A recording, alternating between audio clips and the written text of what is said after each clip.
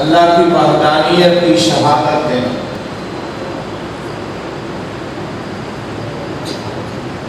اور اللہ کے رسول صلی اللہ علیہ وسلم کی نبوت اور رسالت پر ایمان لانا، اس کی شہادت دینا، یہ ہے پہلا رکن۔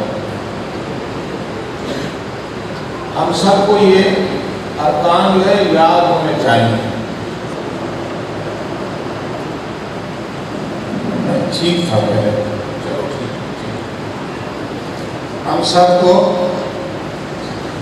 یہ ارکان یاد ہونے چاہیے۔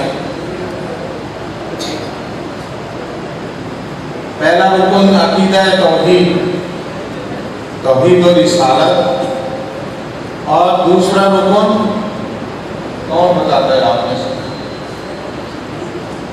کسی کو ہے پتہ؟ نماز، ماشاءاللہ بچے بتا رہے ہیں۔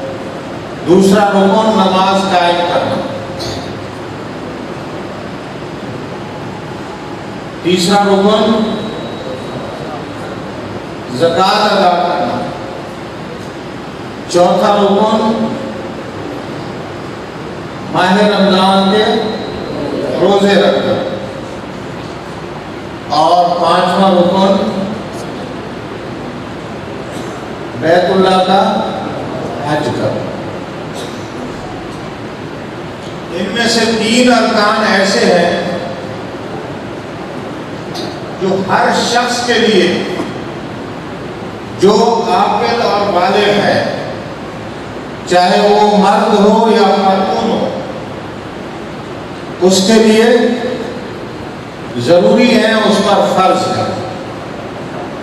وہ تین کون سے ہیں؟ توحید اور رسالت کی گواہی دینا، نماز قائم کرنا، اور تیسرا روزہ رکھنا۔ یہ تین، اور دو ایسے رکن ہیں ان کے لیے ایک اضافی شرط ہے۔ وہ کون سی ہے؟ کون بتاتا ہے؟ یہ نوجوان بتا رہا ہے، اللہ نے قرآن میں بھی فرما دیا۔ جو آیت میں نے پڑھی ہے اس میں اللہ نے بتا دیا۔ اللہ نے کیا فرمایا؟ وَلِلَّهِ عَلَى النَّاسِ حِجُّ الْبَيْتِ مَنِ اسْتَطَاعَ إِلَيْهِ سَبِيلًا۔ اللہ نے لوگوں پر حج فرض کیا ہے۔ کون سے لوگ؟ جو بیت اللہ تک جانے کی استطاعت رکھتے ہیں۔ استطاعت مالی، جسمانی، اور بہت ساری چیزیں ہیں اس میں شامل ہیں۔ تو دو ارکان ایسے ہیں، زکوٰۃ اور حج۔ زکوٰۃ بھی صاحب حیثیت پہ فرض ہے، جس کے پاس مال ہو اور وہ مال رکھا ہو، سال گزرے رکھے ہوئے مال پر، سال کے بعد اس میں سے کتنا فیصد دے گا؟ 2.5%۔ 1,00,000 روپیہ رکھا ہے تو کتنا دے گا؟ 2,500۔ اور حج من استطاع الیہ سبیلا۔ زکوٰۃ میں عشر بھی آتا ہے، جو زمین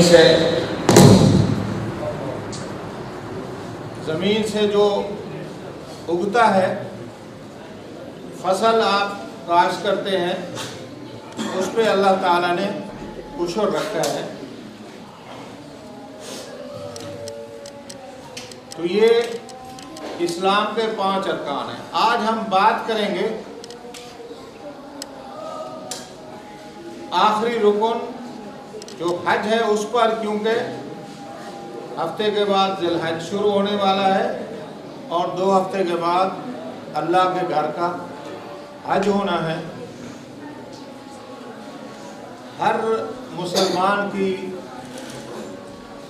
یہ خواہش ہوتی ہے، تڑپ ہوتی ہے، جذبہ ہوتا ہے کہ اللہ تعالیٰ اس کو اپنا گھر دکھا دے۔ کیا خیال ہے؟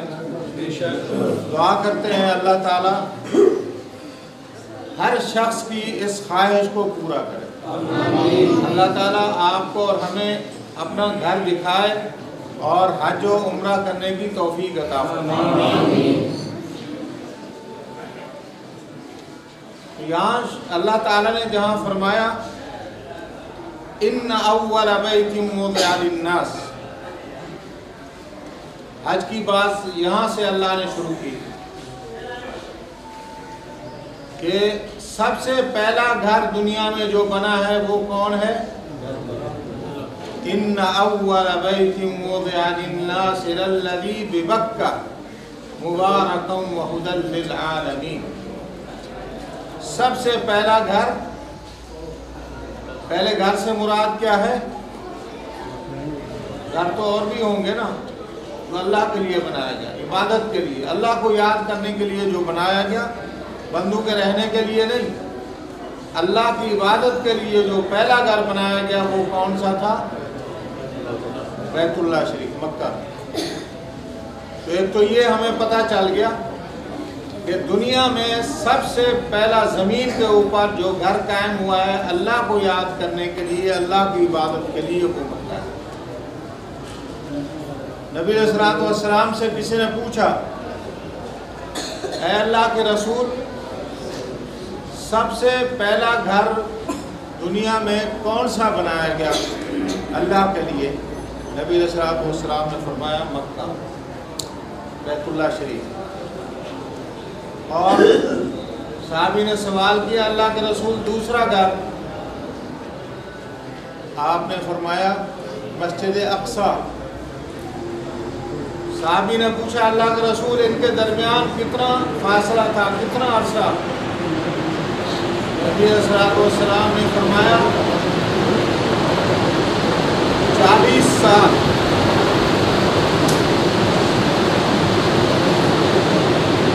دونوں کے درمیان 40 سال کا وقفہ تھا۔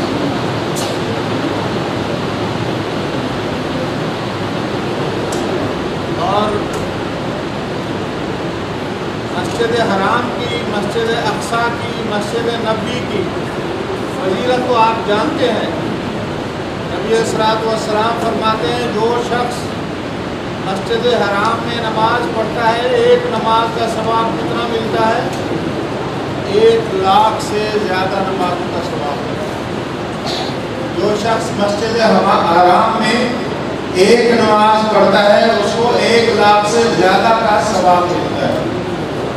اور نبی علیہ الصلوۃ والسلام نے فرمایا جو میری مسجد نبی میں نماز پڑھتا ہے اس کو 1,000 نماز سے زیادہ کا ثواب ملتا ہے، اور جو مسجد اقصی میں نماز پڑھتا ہے اس کو 500 نمازوں سے زیادہ ثواب ملتا ہے۔ تو اللہ نے فرمایا ان اول بیت وضع للناس للذی ببکہ مبارکا وہدی للعالمین۔ حج اور عمرہ کی فضیلت آپ جانتے ہیں سارے۔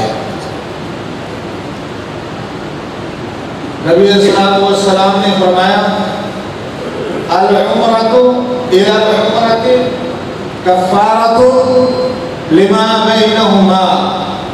آپ نے فرمایا ایک عمرے سے لے کر دوسرے عمرے تک جب بندہ دوسرا عمرہ کرتا ہے اس کے درمیان جتنا گناہ اس نے کیے اللہ اس کو معاف کرتا ہے۔ دوسرا عمرہ پہلے عمرے کے درمیان جو گناہ اس سے سرزد ہوئے اس کا کفارہ ہو جاتا ہے۔ اور حج کے بارے میں تو آپ نے سنا ہوگا، نبی صلی اللہ علیہ وسلم فرماتے ہیں الحج المبرور لیس لہ جزاء الا الجنہ۔ فرمایا حج مبرور کی جزا جو ہے اس کا اجر، اس کا صلہ اگر کسی کا حج اللہ قبول کرے، کسی کو اللہ یہ توفیق دے وہ بیت اللہ کا حج کرے، فرمایا اس کی جزا ڈائریکٹ جنت ہے، جنتی ہو جاتا ہے۔ اور نبی صلی اللہ علیہ وسلم نے فرمایا من حج ولم يرفث ولم يفسق رجع كيوم ولدته امه۔ فرمایا اگر کسی شخص کو اللہ نے حج نصیب کیا، اس نے حج میں کوئی کسی کو گالا گلوچ لڑائی جھگڑا نہیں کیا، امن کے ساتھ اس نے حج کیا، فرمایا جب حج سے وہ واپس آتا ہے گناہوں سے اس طرح پاک ہو کے آتا ہے جیسے آج اس کو اس کی والدہ نے جنم دیا، آج پیدا ہوا ہے، گناہوں سے بالکل صاف ہو جاتا ہے۔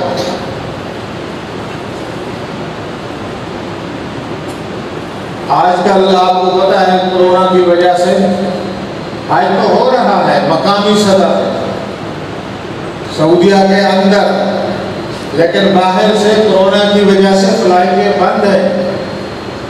دعا کرتے ہیں اللہ تعالیٰ ان حالات کو، اس کورونا کی بیماری کو، اس وبا کو اللہ ختم کرے تاکہ ہم لوگ مکہ اور مدینہ اللہ کے گھر کی اور اللہ کے نبی صلی اللہ علیہ وسلم کی مسجد کی زیارت کر سکیں۔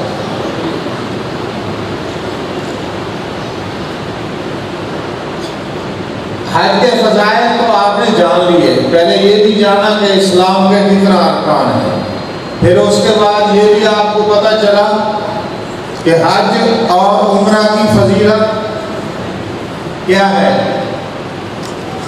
اب آپ کو یہ بتانا چاہتا ہوں کہ اللہ کے رسول صلی اللہ علیہ وسلم نے جب حج کیا تو نبی علیہ الصلوۃ والسلام نے اس میں جو دو چیزیں سکھائی، ایک تو آپ نے حج کرنے کا طریقہ سکھایا، اس کے بارے میں آپ نے کیا فرمایا، ایھا الناس خذوا عنی مناسککم، میرے سے حج کرنے کا طریقہ سیکھ لو، اور یہ بھی فرما دیا لعلی لا التقی بکم بعد عامی ھذا، کہ میں شاید تمہیں اس کے بعد دوبارہ یہاں مکہ میں نہ مل سکوں۔ اور اللہ کے رسول حج کے کچھ عرصہ بعد 3 مہینے بعد اللہ کے پاس چلے،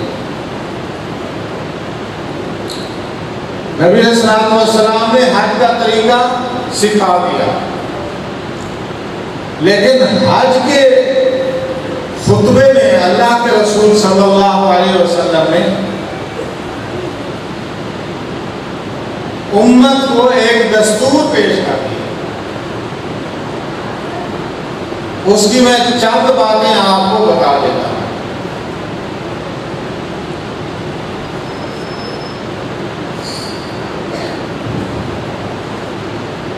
حج میں آپ نے ایک جامع، شامل، بھرپور، پوری دنیا کے لیے قیامت تک کے لیے ایک دستور پیش کر،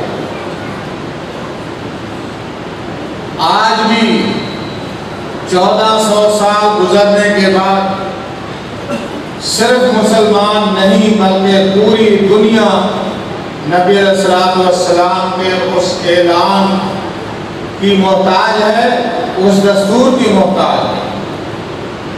نبی علیہ الصلوۃ والسلام نے کیا فرمایا؟ سب سے پہلی بات تو یہ تھی کہ اللہ کے نبی صلی اللہ علیہ وسلم پر ایک آیت نازل ہوئی۔ آپ جانتے ہیں کون سی آیت نازل ہوئی؟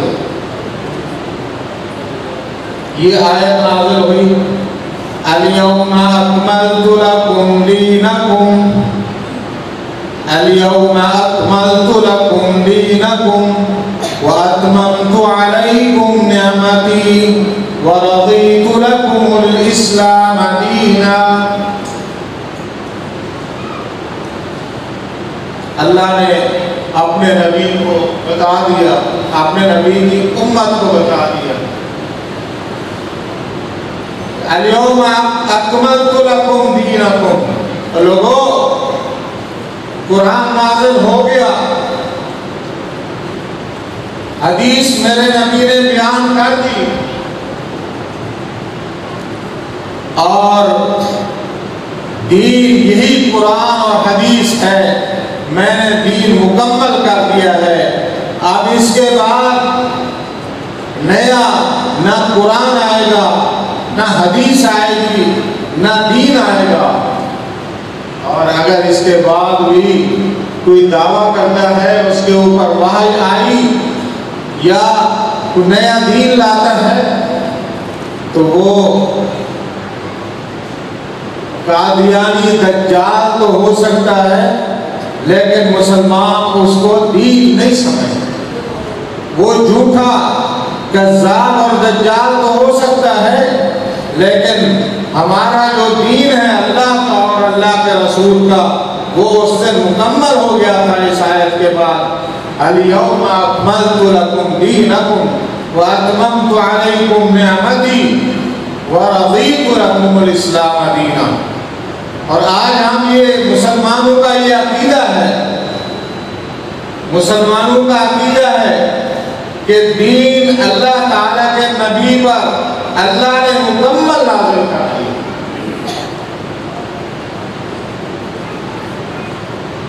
پہلی بات یہ۔ دوسری بات، آپ نے کیا اعلان کیا؟ آپ نے فرمایا خیال کرنا، لعن اللہ اليہود والنصارى اتخذوا قبور انبیائهم مساجد۔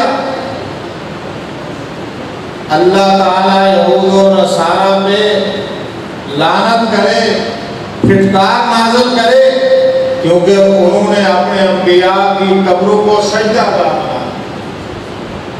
اور میری امت کے لوگوں، میری قبر کو یا کسی بھی قبر کو سجدہ گاہ نہ بناؤ۔ یہ بات کی آپ نے۔ اس وقت ہم دیکھیں نبی علیہ السلام نے جو باتیں کی، کیا ہم ان پر عمل کر رہے ہیں؟ آج ہم نے بہت سی سجدہ گاہیں بھی بنا لی، بہت سے حاجت روا بھی بنا لیے، بہت سے مشکل کشا بھی بنا لیے،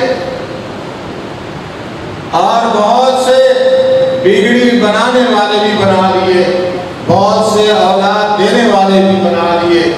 حالانکہ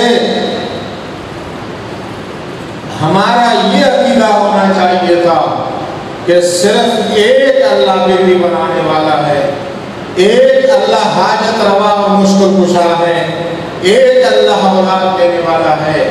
اگر کوئی اور ہوتا تو وہ انبیاء، شعیب علیہ السلام کو بیٹیاں پیدا ہوئی، بیٹا نہیں ہوا، اللہ کا نبی بیٹا نہیں اپنے لیے پیدا کر سکا، کیوں کہ اللہ نے نہیں دیا۔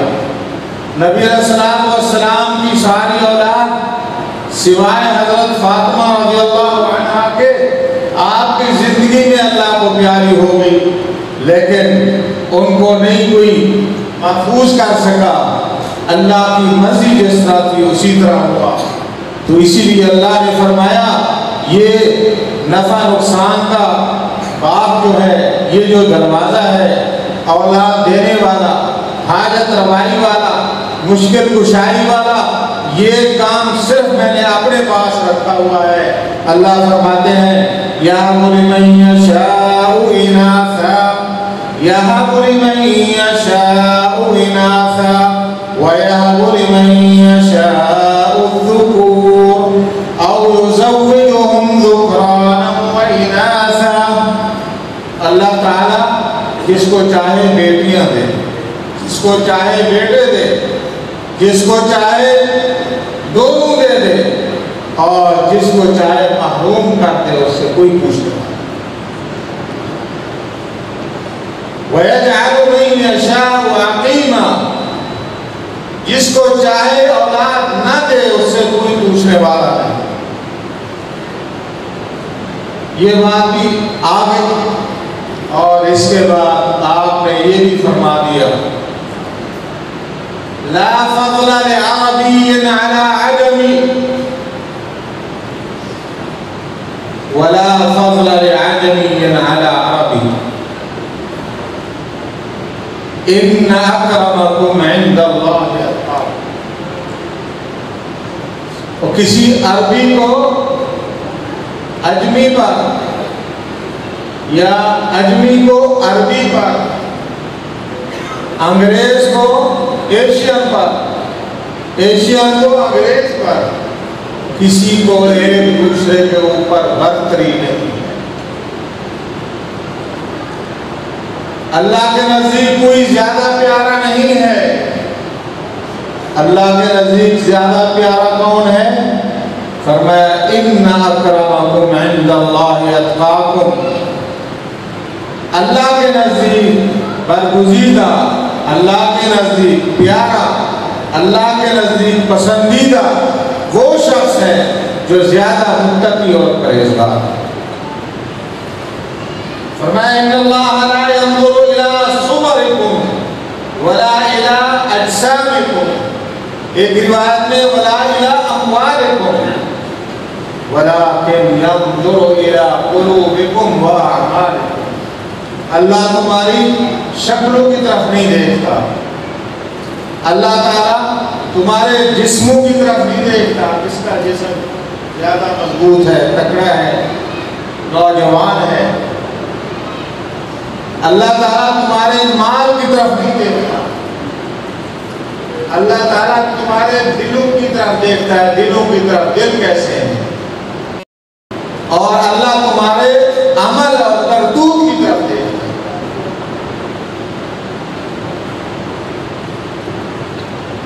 آپ کا دل صاف ہے، سلیم ہے، تو اللہ کے نزدیک آپ بہت خوش ہیں۔ اگر دل میں بغض، حسد، کینہ بھرا ہوا ہے تو اللہ کے نزدیک کچھ بھی نہیں۔ اور اسی طرح کردار، عمل،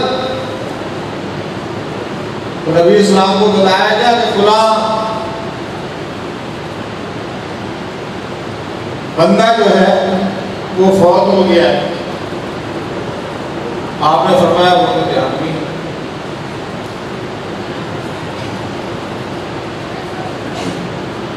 کیوں؟ کہ لوگوں سے پوچھا گیا کہ وہ شخص کیسا تھا، لوگوں نے کہا کہ سارے لوگ اس سے تنگ۔ آپ نے فرمایا انتم شہداء اللہ علی الارض، تم اللہ کے چلتے پھرتے گواہ ہو زمین پہ۔ اگر کسی کے بارے میں لوگ یہ کہتے ہیں کہ یہ اچھا ہے تو اللہ کے نزدیک بھی وہ اچھا ہے۔ اگر لوگوں کو اس نے تنگ کیا ہوا ہے، ناک دنگ میں کیا ہوا ہے، تو اللہ کے نزدیک بھی وہ اچھا ہے۔ فرمایا فلاں عورت، اور یہ صرف عورت کے لیے نہیں ہے، عورت ہو یا مرد ہو، نماز بھی پڑھتی ہے، صدقہ خیرات بھی کرتی ہے، روزہ بھی رکھتی ہے، لیکن اس کی زبان جو ہے اس سے لوگ محفوظ نہیں۔ فرمایا فَهِيَ فِي النَّارِ، جہنم ہے۔ اگر کوئی شخص چاہے وہ مرد ہو یا عورت، اس کی زبان سے، اس کے شر سے، اس کی تکلیف سے لوگ محفوظ نہیں ہیں، تو اس کا انجام اچھا نہیں ہوگا۔ ہاں، اگر کسی کے ہاتھ سے، نبی صلی اللہ علیہ وسلم فرماتے ہیں المسلم من سلم المسلمون من لسانہ ویدہ، مسلمان وہ ہے جس کے ہاتھ سے، جس کی زبان سے دوسرے مسلمان محفوظ۔ اور ایک آدمی آیا ایک دن آپ نے فرمایا جس نے جنتی دیکھنا ہو اس کو دیکھ. دوسرے دن بھی اسی طرح فرمایا, تیسرے دن بھی اسی طرح فرمایا. تو صحابہ نے اس سے پوچھا, ایک صحابی نے, یار مجھے یہ بتا تو کون سا عمل کرتا ہے, کون سا ایسا خاص عمل ہے جو تو کرتا ہے اور ہم نہیں کرتے. اس نے کہا میں تو ایک عام مزدور آدمی ہوں, کھیتی باڑی کا کام کرتا ہوں, نماز پڑھتا ہوں نبی صلی اللہ علیہ وسلم کے پیچھے باقاعدگی کے ساتھ, اسلام کے جو باقی کام ہیں وہ کرتا ہوں, کوئی زیادہ لمبی چوڑی عبادت نہیں کرتا میں. تو اس نے کہا مجھے یہ بتائیں, نبی صلی اللہ علیہ وسلم نے آپ کے بارے میں یہ کہا, یہ فرمایا کہ جس نے جنتی کو دیکھنا ہو اس کو دیکھ لو. آپ مجھے یہ بتاؤ کون سا ایسا عمل کرتے ہو جس سے نبی صلی اللہ علیہ وسلم نے آپ کو جنتی کہا. اس نے کہا میں کوئی لمبے چوڑے عمل نہیں کرتا, صرف میں ایک بات کا خیال کرتا ہوں, جب رات کو سونے کے لیے جاتا ہوں تو اپنے دل کو سب کے لیے صاف کرتا ہوں.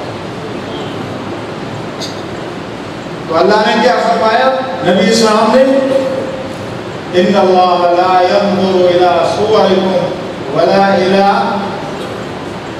اجسامکم ولكن ينظر الى قلوبکم واعمالکم. اللہ تمہاری شکلوں کو, تمہارے جسموں کو, تمہارے مال کو, تمہاری جان کو, تمہاری قوم کو, تمہاری برادری کو, تمہارے دنیاوی مناصب کو اللہ نہیں دیکھتا. اللہ دیکھتا ہے تمہارے عمل کو, اللہ دیکھتا ہے تمہارے دلوں کو کہ کتنا سلامت والے ہیں. نبی اسلام نے کیا فرمایا حجۃ الوداع میں, کسی آدمی کو آدمی پہ فضیلت نہیں ہے, تقوی کی بنیاد پہ ہے فضیلت. ایک اور بات بھی آپ نے فرمائی, بہت ساری باتیں, میں 2 باتیں کر کے بات ختم کرتا ہوں, شاید ٹائم بھی ختم ہونے والا ہے. ہاں,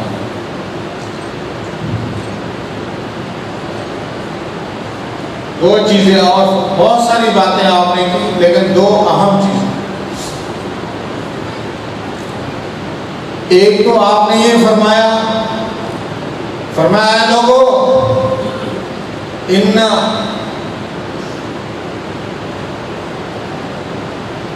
اموالکم و اعراضکم حرام علیکم کحرمت یومکم ھذا وبلدکم ھذا وشہرکم ھذا. ان دماءکم واموالکم واعراضکم حرام علیکم کحرمتکم فی یومکم ھذا وبلدکم ھذا وشہرکم ھذا او کما قال علیہ الصلاۃ والسلام. آپ نے فرمایا کہ تمہارے خون, ان دماءکم, تمہارے خون آپس میں ایک دوسرے پر, تمہارے مال, تمہاری عزتیں ایک دوسرے کے اوپر حرام ہیں, ان کی حرمت کا خیال کرو. اور اتنا سخت حرام ہے جیسے تم آج ایک حرمت والے مہینے میں ہو, حرمت والی جگہ پر ہو, حج کے ان مقدس ایام میں ہو. جس طرح یہ مقدس مہینہ ہے, مقدس مکے کی سرزمین ہے, مقدس ایام ہے, تو جس طرح یہ مقدس ساری چیزیں ہیں, اسی طرح تمہارا ایک دوسرے کے اوپر مال, عزت, خون, وہ بھی مقدس ہے, اس کا بھی, اس کے تقدس کا خیال کرو, اس کے تقدس کو پامال نہیں کرنا۔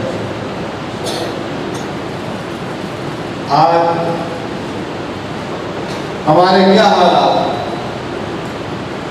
آج ہم ایک دوسرے کے ساتھ لڑتے ہیں، جھگڑتے ہیں، ہر بندے کی کوشش ہوتی ہے اگر کسی دوسرے کا مال کھا سکتا ہے تو وہ کھائے۔ اللہ کے رسول نے ہمیں کیا دین دیا؟ نبی اسلام نے یہ فرمایا کہ تمہارے مال، تمہاری عزتیں، تمہاری جانیں ایک دوسرے کے اوپر حرام ہے، ان کی حرمت کا خیال کرو۔ اور آج ہم ہیں مسلمان، لیکن ہمارے سے یہ کوئی بھی چیز معاف نہیں۔ لڑائی جھگڑا کرنا ہو، کسی دوسرے کے ساتھ زیادتی کرنے ہو، ہم بڑے شیر ہیں۔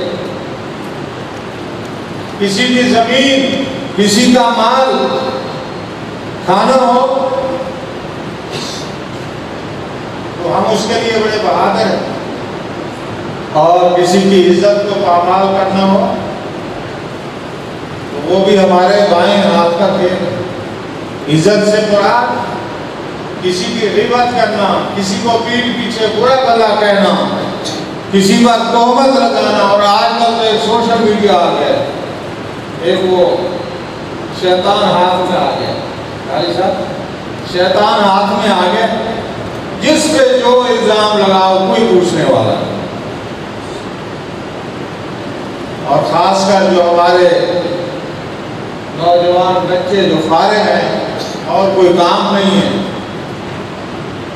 ویسے ہی کورونا سے سکول یونیورسٹیاں بند ہیں، شیطان ہاتھ میں ہے، جس کو چاہو اس پہ جو الزام لگا۔ او بیٹا، او بھائیو، اللہ کے سامنے ہر چیز کا جواب دے۔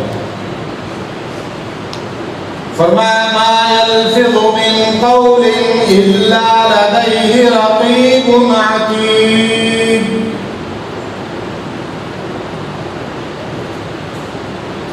جب آپ قیامت کے دن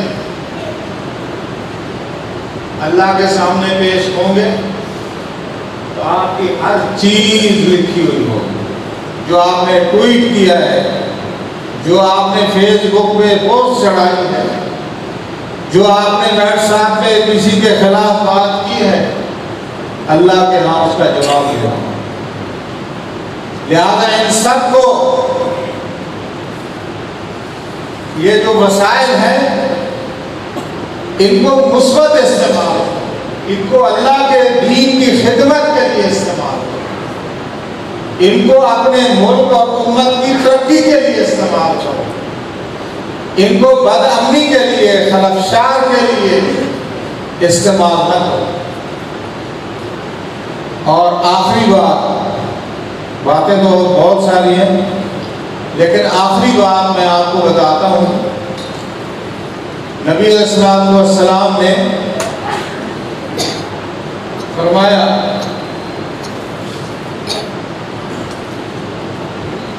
وَاتَّقُوا اللَّهَ فِي النِّسَاءِ، خواتین کے بارے میں آپ نے حجۃ الوداع کا جو خطبہ دیا، جو امت کو ایک چارٹر پیش کیا، دستور دیا، اس میں آپ نے خواتین کے بارے میں وصیت کی۔ فرمایا خواتین کا خیال کرو، عورتوں کا خیال کرو۔ نبی اسلام والسلام نے فرمایا خیرکم خیرکم لأہلہ وانا خیر لأہلی۔ فرمایا تم میں سے سب سے بہتر شخص وہ ہے جو اپنے گھر والوں کے ساتھ بہتر ہے، اور میں اپنے گھر والوں کے ساتھ بہتر ہوں۔ وَاتَّقُوا اللَّهَ فِي النِّسَاءِ، عورتوں کے بارے میں اللہ سے ڈرتے رہے۔ اور بھائیو، آج میں اس خطبہ جمعہ کی وساطت سے یہ پیغام دینا چاہتا ہوں کہ جتنا حقوق عورت کو جتنا حقوق اسلام نے دیے کسی اور دین نے نہیں. آج اگر چند لبرل لوگ یہ مطالبہ کرتے ہیں یا اسمبلیوں میں بل پاس کرتے ہیں عورت کے حقوق کا، ان کو اسلام کے ساتھ واقفیت نہیں. اگر وہ اسلام کو جانتے، نبی السلام والسلام کی سیرت کو جانتے، تو ان کو ایسے بل لانے کی ضرورت نہیں.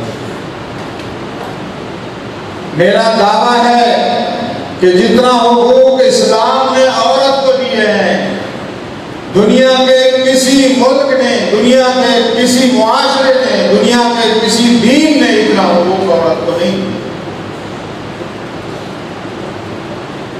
جتنا حقوق میرے نبی حضرت محمد رسول اللہ صلی اللہ علیہ وسلم نے عورت کو دیے ہیں، اتنا حقوق کسی دین نے کسی عورت کو نہیں دیا. نبی علیہ السلام نے فرمایا، جو شخص 2 بچیوں کی تربیت کرتا ہے، 2 بیٹیوں کی تربیت کرتا ہے، فرمایا وہ جنتی ہے، وہ جنتی ہے.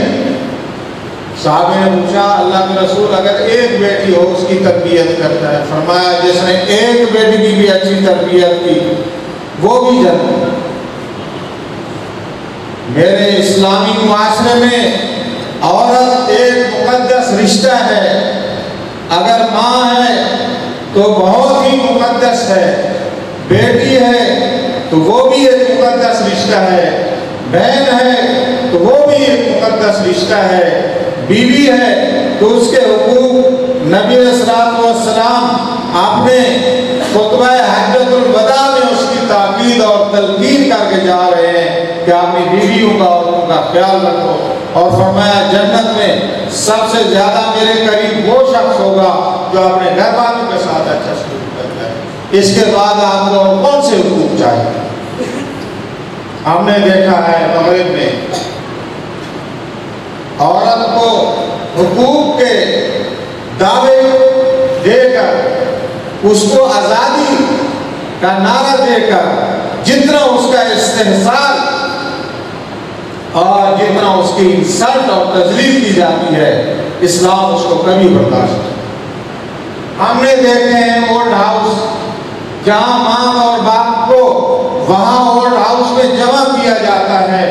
اولاد اگر کوئی اچھی اولاد ہے سال میں 1 دفعہ ملنے کے لیے جاتی ہے، 1 دفعہ. کیا کوئی مسلمان، کوئی پاکستانی اس چیز کو گوارا کر سکتا ہے؟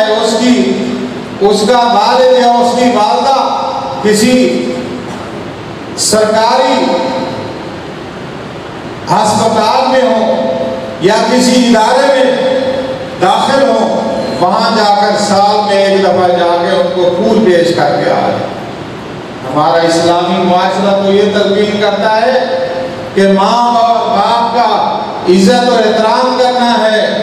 جب بھی بیٹا باہر کام سے واپس آتا ہے، پہلے ماں کے قدموں میں جھکتا ہے، سلام کرتا ہے، دعائیں لیتا ہے، پھر گھر کے کام کرتا ہے. اور جب صبح کام کے لیے باہر نکلتا ہے پھر بھی ماں کے قدموں کو ہاتھ لگاتا ہے، باپ کے قدموں کو ہاتھ لگاتا ہے اور ان سے یہ کہتا ہے کہ ہمارے لیے دعا کریں. وہ دعا کرتے ہیں اور بچہ جو ہے خوشحال اپنا کاروبار کرتا ہے. کیا یہ معاشرہ ٹھیک ہے یا وہ معاشرہ ٹھیک ہے جو اپنے ماں باپ کو جمع کراتا ہے اولڈ ہاؤس میں اور سال میں 1 دفعہ جاتا ہے ان کو پھول پیش کر واپس آ جاتا ہے؟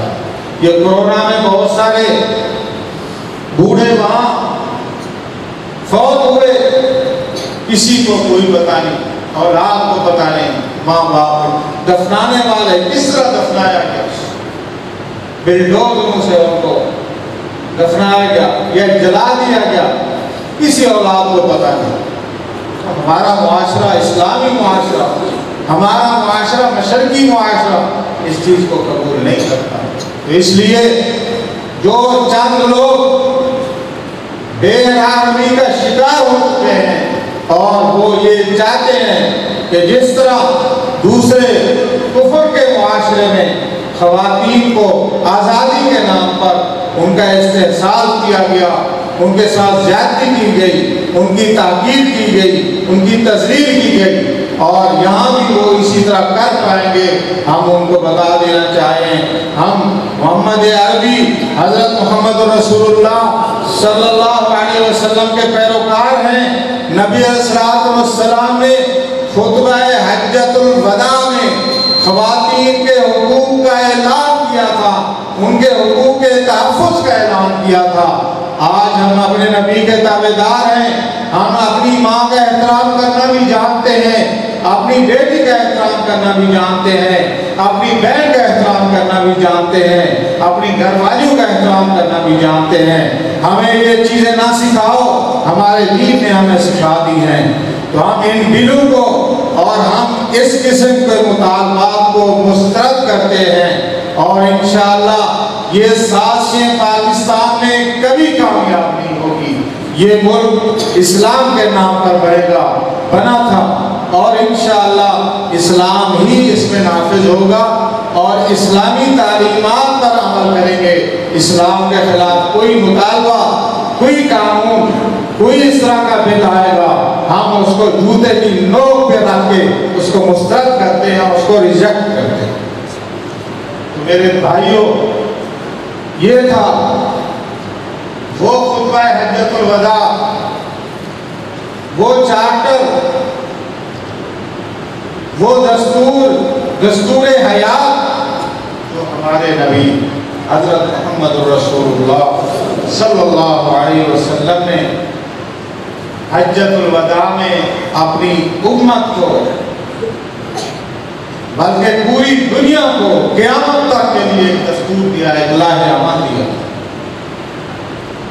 اللہ تعالیٰ سے دعا کرتے ہیں اللہ تعالیٰ ہمارے ملک کو قرآن و حدیث کا نظام دے اور ہماری اصلاح فرمائے، اور اللہ تعالیٰ اس بیماری جو کورونا دنیا کو نقصان دے رہا ہے، ہمارے ملک کو نقصان دیا، پوری دنیا کو نقصان دیا، اللہ تعالیٰ اس وبا کو اس دنیا سے اٹھائے اور اس کو ختم کرے۔ اللہ تعالیٰ آپ کو اور مجھے، ہم سب کو بیت اللہ شریف کی اور مسجد نبوی کی زیارت نصیب فرمائے، حج کرنے کی توفیق دے، اور اللہ تعالیٰ ہمیں اچھے عمل کرنے کی توفیق عطا فرمائے، اور ہمارے اعمال کو قبول فرمائے، ہمارے ملک کو امن کا گہوارہ بنائے، بد امنی سے بچائے، ہمارے ملک کی حفاظت فرمائے، ہمارے ملک کو مہنگائی سے، وباؤں سے، انتشار سے، خلفشات سے محفوظ کرے، اتحاد اتفاق سے اللہ تعالی ہمیں نوازے، مالا مال کرے۔ اقول قولی ھذا واستغفر اللہ العظیم۔